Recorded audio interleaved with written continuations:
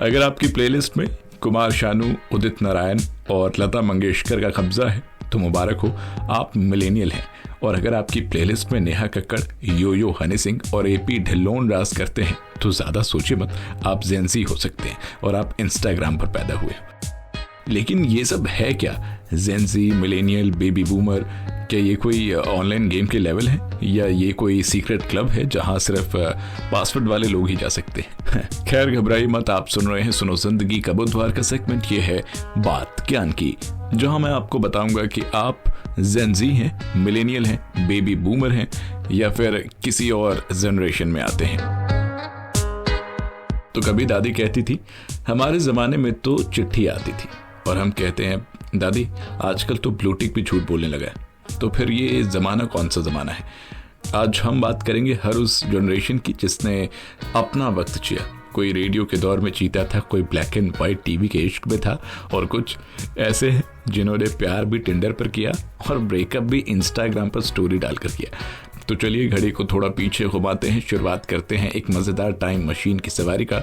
Baby boomers से लेकर जेन alpha तक की कहानी, जहां हर जनरेशन है एक फिल्मी किरदार, हर दौर का है अपना डायलॉग, और शायद इस कहानी के आखिर में आप जान ही जाओगे कि आप कौन हो और क्यों सोचते हो वैसे जैसे सोचते हो। तो सीट बेल्ट बांध लीजिए और चलिए अपने बचपन, जवानी और आने वाली पीढ़ी को एक साथ देखते हैं एक ही कहानी में।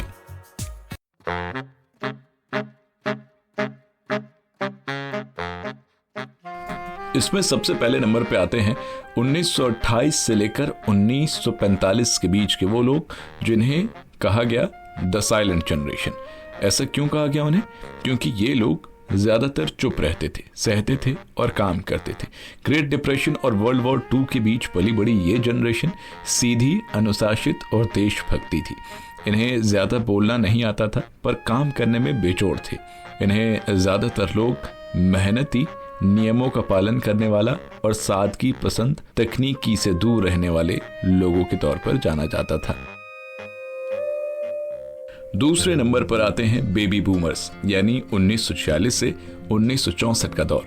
ये वो लोग थे जिनका जन्म युद्ध के बाद हुआ। जब दुनिया में शांति आई तो लोगों ने परिवार बढ़ाए और बूम यानी बेबी बूमर्स आ गए। इन्हें कहा जाता है वो लोग जिन्होंने दुनिया को बदला। इनके समय में टीवी आया, फैशन बदला और नौकरी की संस्कृति फली फूली।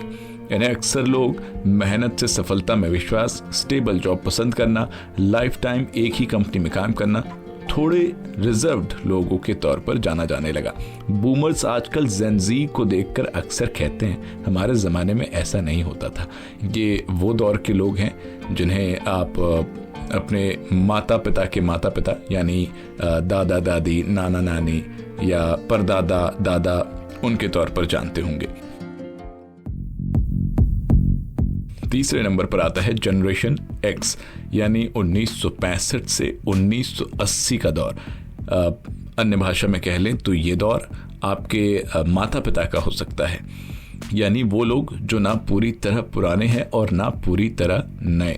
ये पीढ़ी टाइपराइटर से कंप्यूटर की तरफ बढ़ी। इनकी जिंदगी में कैसेट्स, वीसीआर और कार्ड वाले टेलीफोन थे।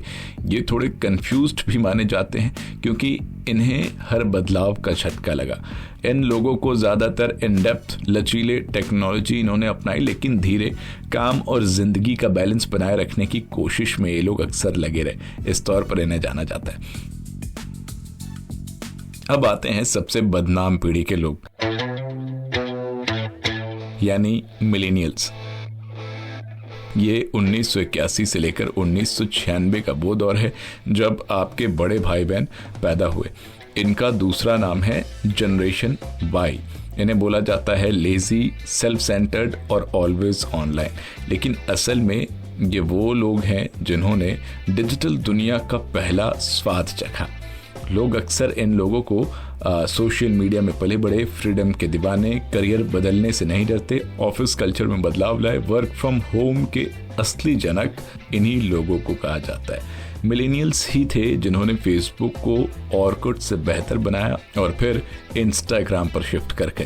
वैसे मुझे भी याद है कि मेरी फेसबुक की आईडी मेरे बड़े भैया ने बनाई थी।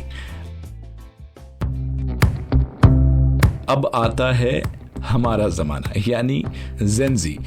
1997 से लेकर 2012 का वो दौर जब आप और हम पैदा हुए। इन लोगों के लिए इंटरनेट ऑक्सीजन है और स्क्रीन टाइम लाइफलाइन। इनके पास अटेंशन कम है पर अवेयरनेस ज़्यादा। ये क्लाइमेट चेंज से लेकर मेंटल हेल्थ तक सब पर बात करते हैं और खुलकर करते हैं। अक्सर हम जैसे लोगों को यानी जेन ज़ी के लोगों को digital smart, fast decision maker, jobs नहीं पैशन के पीछे भागते हैं। सब कुछ इंटेंस चाहिए। मीम्स इनकी भाषा है। जेन ज़ी के ज़माने के लोगों का अगर फ़ोन स्लो हो जाए तो लगता है कि दुनिया रुक गई है। और हाँ, इस ज़माने के लोगों के ब्रेकअप्स भी एक दिन में होते हैं और पैचअप अगले दिन ही हो जाता है। बहरहाल अगले ज़माने की बात करते हैं।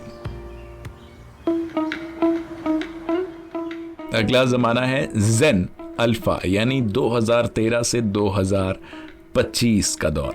ये सबसे नई और सबसे कम उम्र की जनरेशन है। जेन अल्फा ये बच्चे आज स्कूल में हैं लेकिन इनके खिलौने एआई वाले हैं। ये वो हैं जिनकी पहली फोटो अल्ट्रासाउंड से पहले इंटरनेट पर पोस्ट हो गई थी। इन लोगों को एआई नेटिव कह लें। स्क्रीन पर ही जन्मे, सोशल मीडिया जन्म से पहले आवाज़ से चीज़ें कंट्रोल करते हैं। इनके खिलौने अब वो लकड़ी की काठी या फिर प्लास्टिक खिलौने नहीं होते। ये सीधे यूट्यूब और नेटफ्लिक्स की राइम्स पर ही पले बड़े हैं। अब सवाल ये है कि आप किस जनरेशन के हैं। अगर आप 1976 से पहले के हैं तो आप साइलेंट जनरेशन के हैं। 1946 से 1964 के हैं तो आप बेबी बूमर हैं। 1965 से 1980 के हैं तो आप जनरेशन एक्स के हैं।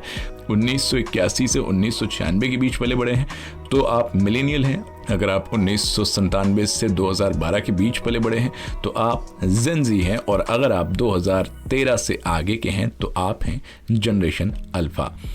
तो अंत में हर पीढ़ी खास होती है अपनी समझ, संघर्ष और सपनों के साथ। हम भले अलग अलग जनरेशन के हों लेकिन एक चीज सब में कॉमन है, इंसानियत और बदलाव की चाह। तो अगली बार जब आप कहें हमारे टाइम में ऐसा नहीं होता था तो जरा मुस्कुरा कर याद कीजिए कि हर टाइम में कुछ नया, कुछ खास होता है। और हाँ, अब आप भी कॉन्फिडेंटली कह सकते हैं मैं मिलेनियल हूँ भाई और प्राउड हूँ, या जेन ज़ी हूँ। सब कुछ रील्स में नहीं बताता क्योंकि पहचान सिर्फ नाम से नहीं सोच से होती है। उम्मीद करता हूं कि आपको आज पता चल गया होगा कि आप किस जमाने के हैं।